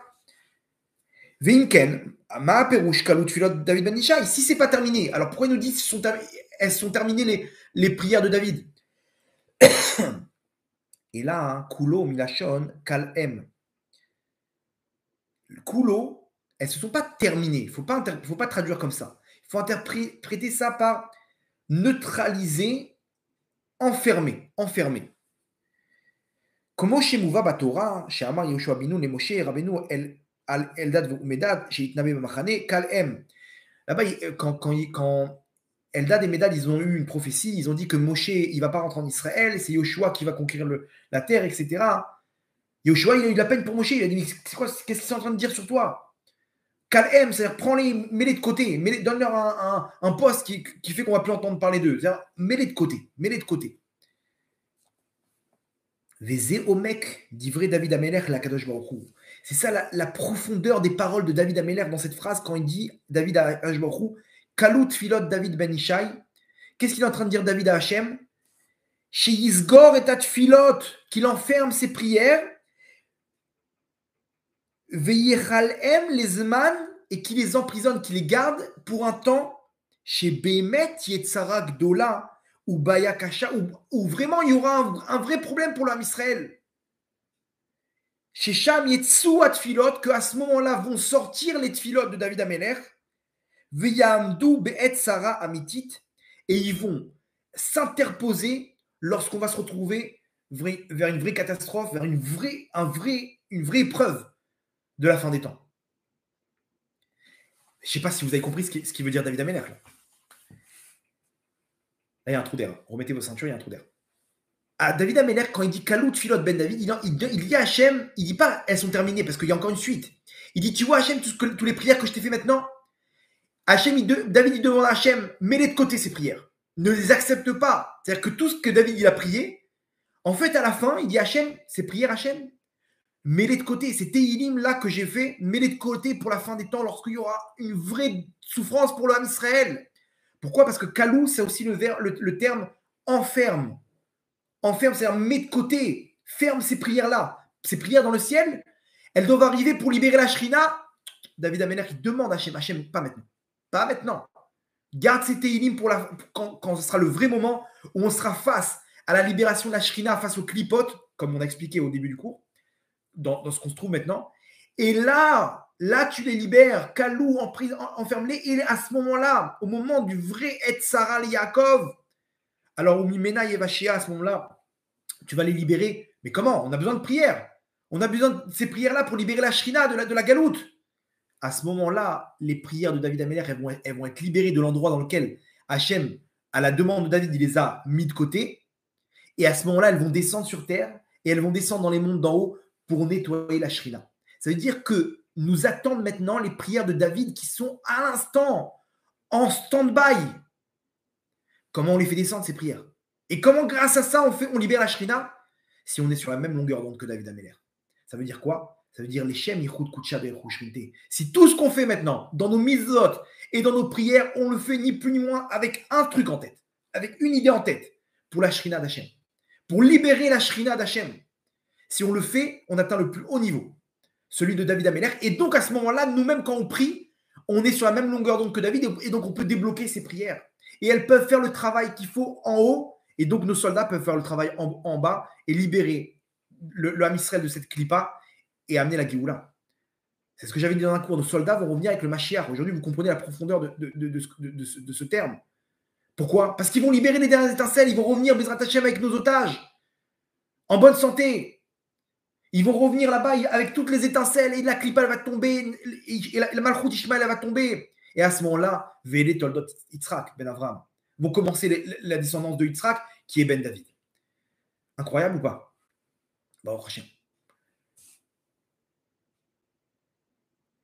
Dans la paracha de cette semaine, on voit comment Rivka, elle a prié. Et on voit toutes les Imaot. Et Sarah, pareil, elle n'arrivait pas à avoir d'enfant, elle a prié, elle a prié. Et on va voir pour Rachel, même Léa, elle n'arrivait pas à avoir d'enfant. J'ai entendu une explication incroyable du Zohar qui dit que pourquoi Hachem a fait en sorte que nos Imaot, elles aient tant à prier, tant à prier. Pourquoi? Parce que leur source, elle venait des forces du mal. Rivka, elle descend de Bethuel. Bethuel, c'était une clipa terrible. Sarah, elle descend aussi là-bas de Terrar et de tout de Haran et tout. Rachel et Léa, d'où elles descendent? De Lavan. Si elles avaient eu un enfant tout de suite, on aurait dit, ah, cet enfant, il vient des clipotes. Pour Hachem, il a fait en sorte pour qu'on détache la Neshama des clipotes. Hachem, il a fait en sorte qu'il y ait une tonne de tfilotes et un temps donné pour qu'on ne puisse pas remettre que l'enfant, il vient de Lavan ou de Bethuel. Non, ça vient ni plus ni moins que de Rivka. C'est elle qui a prié pendant des années et des années. La paracha de Toldot, elle commence sur ça. Elle commence sur le fait que Rivka et Yitzhak, ils priaient sans arrêt. Vayater les Yitzhak. Et il a répondu à Hachem à Yitzhak. Pourquoi? Parce qu'il ne faut pas qu'on réponde à Rivka de peur qu'on va croire que ça vient des clipotes. C'est-à-dire que Hachem, il a fait un scénario où les prières, il faut que l'enfant qui va naître de ça, il soit ni plus ni moins que l'origine, elle soit de la Shrina. Donc de là, on déduit que la prière, elle doit être pour la Shrina, comme on a dit, comme on l'a dit maintenant. Et il y a une allusion incroyable dans la paracha de cette semaine avec les prières de Rivka. Donc à nous de prier, de continuer, de ne pas lâcher. Prenez sur vous des livres de Télim. Prenez, mais avec pas pour les 500 euros. Ça, c'est pour le Yitzhara. Si vous sentez que c'est dur et tout, alors faites-le pour ça. Mais faites-le pour la Shrina. Je reçois des messages des gens vraiment, qu'Hachem vous bénisse. Une femme me dit, on a pris avec toute ma classe de filles, on a pris tous un livre de Tehillim. On s'est tous inscrits et si on gagne, on donne ça à la Tzedaka. Genre, ils sont complètement les Shem Shamaïm. Et des gens, on a pris ça entre nous en famille, merci, etc. Il y a un engouement incroyable. Mais quoi, ils lisaient pas les Tehillim avant? Bien sûr, mais là, il faut comprendre qu'il faut qu'on mette l'âme dans ces Tehillim pour pouvoir débloquer les vrais Tehillim de David Améler. Imaginez-vous la puissance qu'on peut donner à nos Tehillim. Et à ce moment-là, mais on libère la Shrina, c'est la Géoula. C'est la Géoula. Donc, Rabotai, c'est entre nos mains. Ok, à nous de le faire, parce que si on le fait, la Shrina, elle descend. Si tu pries pour la Shrina, tu as la Shrina avec toi.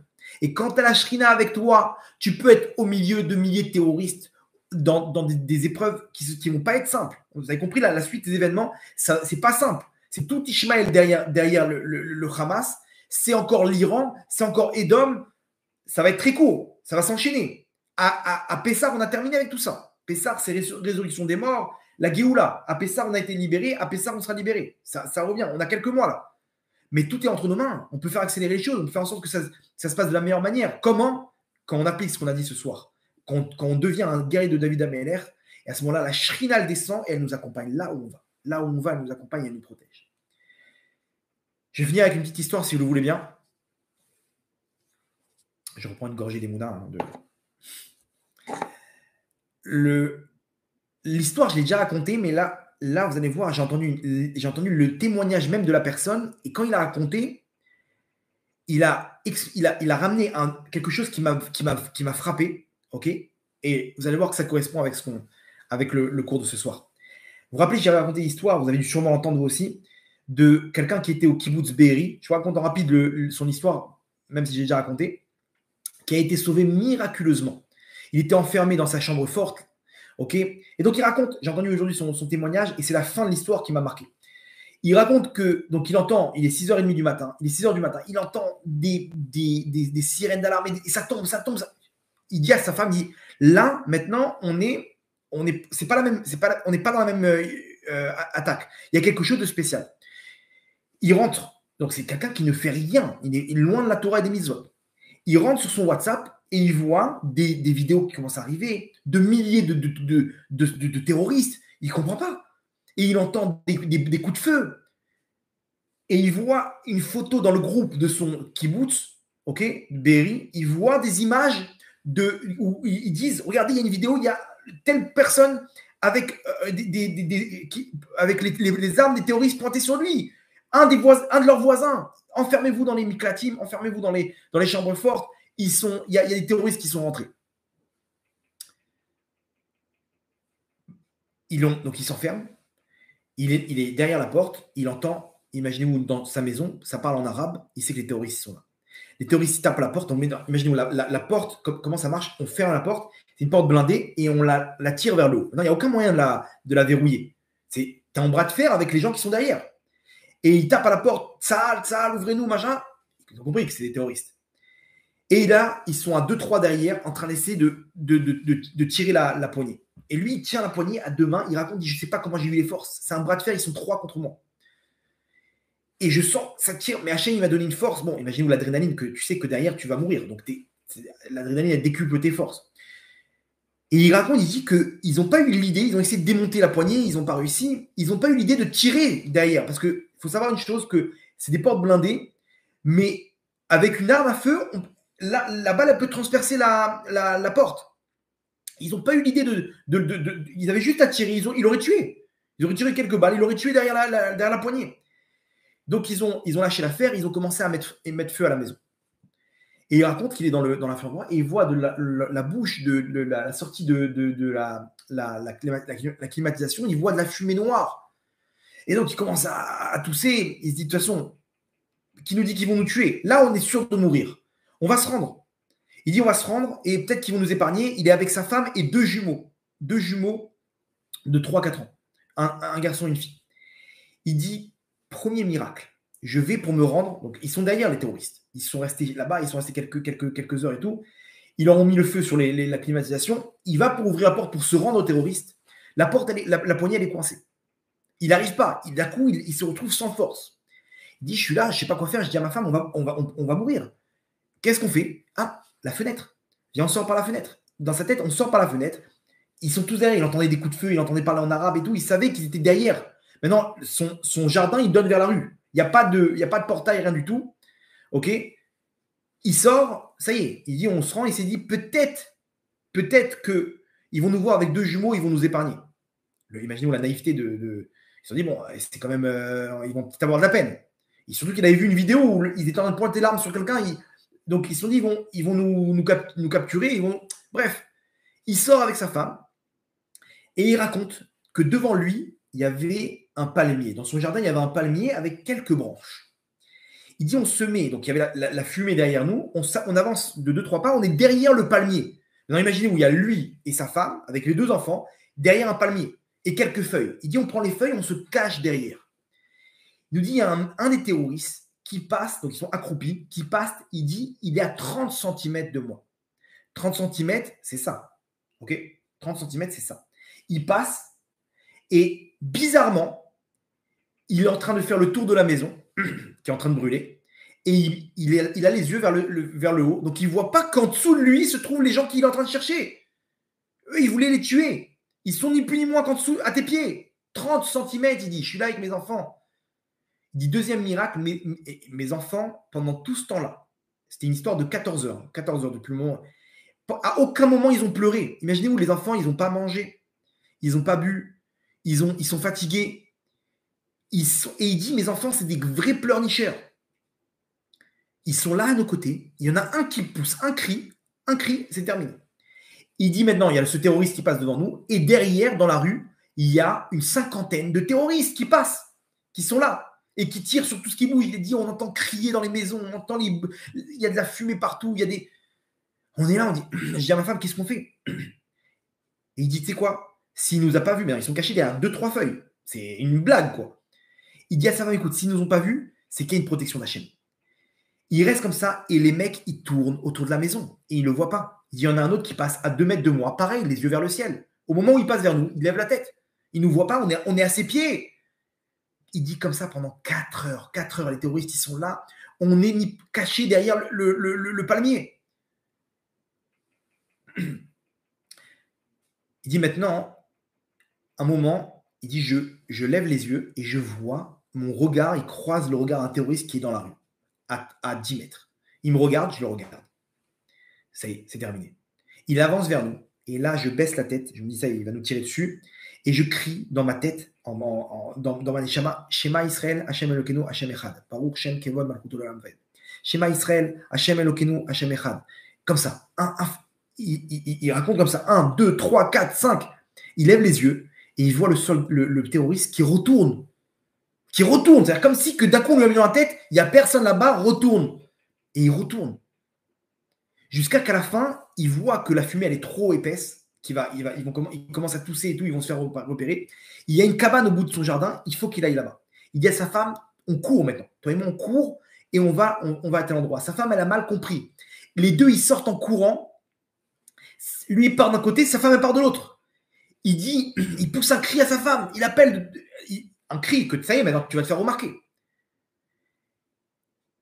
Sa femme, vite, elle vient avec lui. Il raconte qu'il y avait des terroristes sur le toit d'une maison à côté qui a entendu le cri. Le terroriste commence à leur tirer dessus. Il dit, je sens les balles passer à côté de nous, qui sifflaient à côté de nous, qui tapent dans la terre. Il dit, je sentais la terre sous mes pieds comme ça se dérober. Et il dit, on rentre dans la cabane. Il y avait des branches d'un truc et tout. Il dit, on se cache dedans. Il raconte, il dit, on se cache dedans. Il dit, maintenant, pour nous, le terroriste qui est sur le toit, il nous a vus. Il a vu qu'il ne nous a pas tués. Il va venir, il va descendre, il va nous tuer. Il dit, je suis en train de prier Shema Israël, Hashem Elokeinu, Hashem Echad, et rien. Il raconte que là-bas, il entend les bombardements israéliens, il entend aussi les bombardements de Gaza, les roquettes qui tombent. Il dit, c'était une épreuve terrible, on entend parler en arabe, et d'un coup, on entend parler en hébreu, et on a été libérés. 14 heures, ça a duré. Pas un son, les enfants, ils ont trouvé de l'eau là-bas, il y avait un petit seau d'eau, donc ils ont pu boire, ils ont pu un peu se mouiller les habits pour pouvoir respirer. Cette histoire, je l'ai racontée. Mais qu'est-ce qu'il raconte à la fin de l'histoire? Il dit, j'ai aucun lien avec Hachem à part ce schéma Israël. Il dit, à part cette année, où tous les ans, écoutez bien ce qu'il dit, tous les ans, je jeûne à Kippour, mais je fais que mon jeûne à Kippour. Il dit, dans un kibbutz où 95% des gens ne font pas Kippour. Un kibbutz, le kibbutz Beris, 95%, il dit, les gens, ils se moquent de moi. Il me prend pour un arriéré quand je fais ma religion. Moi, il y a une chose que je fais, c'est Kippour. Je jeûne à Kippour. Donc, je suis tout seul dans mon coin. Il dit, cette année, j'ai pris une folie. J'ai tellement kiffé le Kippour. Je vais faire ma souka. Il dit, il faut comprendre que dans 1000 familles qu'il y a là-bas, c'est un kibbutz d'après 1000 personnes. Il dit, il y a les soukottes. À Soukot, elles se comptent sur les doigts de la main. OK? Moi, je décide pour la première fois de ma vie. Mes enfants, ils ont 4 ans, ils commencent à comprendre. Je décide de leur transmettre la tradition juive. Et pour moi, je vais faire la souka.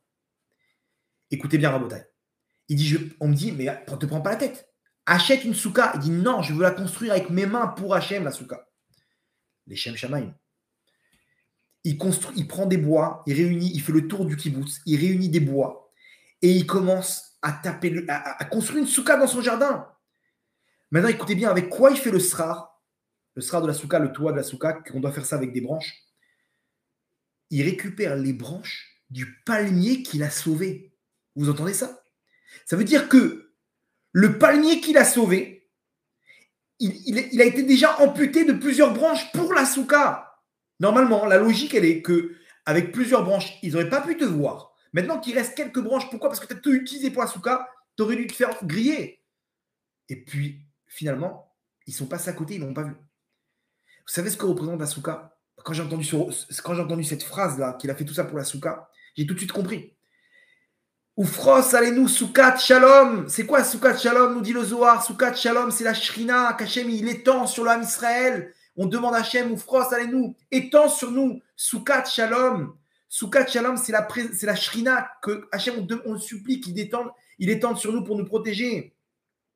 La Souka, c'est ni plus ni moins que la Shrina. C'est l'Echem Yichud Kucha Be'echu Shrinte. Souka, c'est l'union entre Hachem et la Shrina. Souka, c'est la valeur numérique de 91, qui est l'union entre le Shem Yud Kevavke et Adnout, qui est la Malchut, qui est la Shrina. Quand lui, il s'est battu pour la Shrina de faire la Souka, la Shrina est venue l'aider. Comment on appelle la Shrina en galoute? Soukat David Anophelet, la Souka de David qui tombe parce qu'on est en galoute. Pourquoi on l'appelle au nom de David? Parce qu'il y en a qu'un qui se préoccupe de la sortie de la galoute, cette Souka, cette Shrina. C'est qui? C'est David Ameler. Aujourd'hui, on a compris que nous aussi, on peut faire partie de ces guerriers de David Ameler. Nous aussi, on peut faire partie de cette bataille parce que David Ameler nous a fait descendre les Teilim pour qu'on puisse s'inscrire aussi dans la Géoula. Et nous, on est à la fin des temps pour le faire, à Botaï, pour le faire. Et donc, lui, vous comprenez pourquoi ils l'ont pas trouvé. Parce que c'est l'arbre même qui lui a fourni l'élément de compléter et de faire descendre la Shrina dans sa souka. Cet arbre même, il va venir et le sauver et le protéger. Comment? Quand la Shrina descend. Quand la Shrina descend, elle te protège. Et tu peux avoir tous les terroristes au monde, les plus barbares, ils ne vont pas te voir. Ils ne vont pas te voir. Pourquoi? Parce que tu as la Shrina avec toi. Donc à nous de faire descendre la Shrina sur nous, dans le Ham Israël, en étant ces guerriers de David Ameler, dans nos actes, dans nos paroles, dans notre filote, donner les forces à nos soldats sur le terrain pour pouvoir libérer la Shrina des ronces, libérer la Shrina des clipotes, pour qu'enfin on puisse voir la royauté divine. Berachamim Gdolim, Baruch Adonai Leolam, Amen ve Amen.